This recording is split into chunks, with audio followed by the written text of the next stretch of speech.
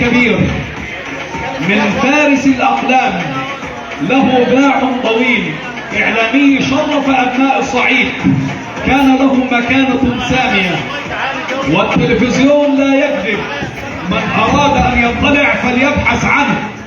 الكاتب، الشاعر، الغنائي العظيم، فخر أبناء الصعيد، الأستاذ راضي الطهطاوي. يا عشان كده الراجل ده يشارك، مش معقول يعني الناس اللي ورا ليه مش معانا؟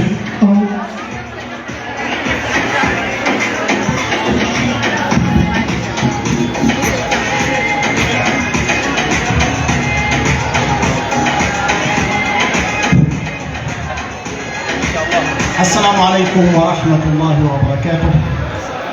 ألف مليون مبروك لكل أبنائنا الناجحين، وإن شاء الله دايما تنتشروا في ربوع الوطن وتكونوا بلسم الشفاء لأي حد مريض. ربنا يمتعكم بالصحة ودوام النجاح، وشكرا للأسرة اللي وقفت خلفكم دائما. شكرا للأكاديمية، شكرا للقائمين على الأكاديمية من مجلس الإدارة رئيسا حتى العمال، لهم كل الشكر. نتقدم أيضا بالشكر للمنصة الكريمة وخالص التحيات، خالص التحيات لكل الحضور الكريم. أنا شخصيا سعيد أني أتواجد وسط أبنائي الناجحين ووسط السادة الأطباء والسادة الإداريين في هذه الأكاديمية العظيمة، وفي هذا الجمع الكريم من هؤلاء الضيوف الذين حضروا لدعمكم نفسيا ومشاركتكم في الفرحة، وإحنا دائما معكم وإلى الأمام دائما، وألف مليون مبروك مرة أخرى. القصيدة بتاعتي اسمها أحمد ومينا، بتقول: أنت أحمد ولا مينا هي تفرق عندي إيه؟ أنت أحمد ولا مينا هي تفرق عندي إيه؟ كلنا راكبين سفينة وحلمنا باصين عليه، لما واحد يبكي فينا كلنا بنمسح عينيه. أنت أحمد ولا مينا هي تفرق عندي إيه؟ مش بيفرق عندي اسمك ولا دينك ايه يكون، مش بيفرق عندي رسمك ولا شكلك اي لون. انت احمد ولا مينا هي تفرق عندي ايه؟ كلنا من جنس ادم، اصلنا صلصال وطين.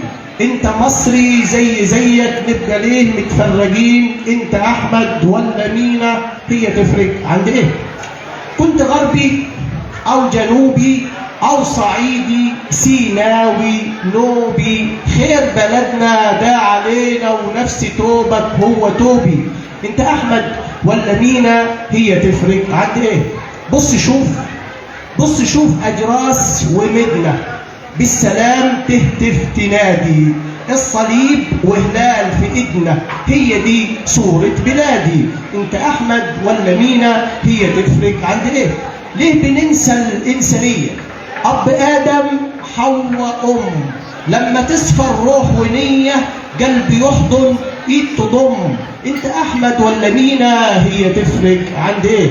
اسألوا نكش الزمان واللي ناسي يفكروه، ده الوطن حضن الأمان. ليه يا ناس بتعكروه؟ ليه يا ناس بتعكروه؟ أنت أحمد ولا مينا هي تفرق عند إيه؟ هي تفرق عند إيه؟ شكرا. كل الشكر والتقدير إلى المبدع الذي نفخر به، الذي توجد به مركز طهطا العامرة، الأستاذ الشاعر الغنائي الكبير فخر أبناء الصعيد الأستاذ راضي الطهطاوي. ابن شطورة أقول ثاني لكم العرب على ما أعتقد كده، شطورة عرب إخوان كده وصلت لما